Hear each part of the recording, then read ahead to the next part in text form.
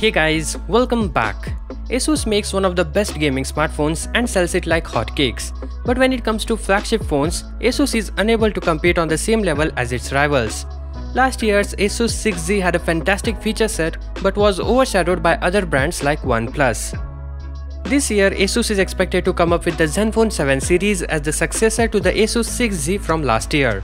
We say series because there are two phones this year donning the Zenfone 7 name, that's Vanilla Zenfone 7 and the Zenfone 7 Pro. Both of them are supposed to have varying specifications to sit in different price points. So far we have received plenty of reports and leaks surrounding both devices, but whatever we have isn't enough to give you complete idea about the device. That said, the basic specification sheet is out revealing what's running the phone. As expected, you will find the Snapdragon 865 Plus inside the Zenfone 7 Pro. The regular Zenfone 7 will only get the Snapdragon 865 chip, though there's not a lot of difference between the chips in terms of performance. As for the design, there is not much known as there are no renders or concept for these Asus flagships, but it seems like they have the same design as Asus 6Z with the flip camera module.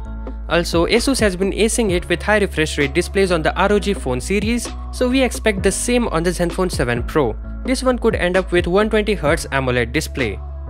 Coming to the batteries of the device, the Asus Zenfone 7 is tipped to boast a 5000 mAh battery with support for up to 30W fast charging.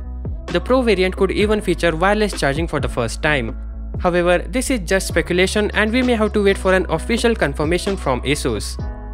About the launch, we expect that Asus might launch Zenfone 7 series in September around the same time as the iPhone 12's expected launch. So that's the end of the video. More information is on its way, so subscribe. Thank you for watching. Peace out.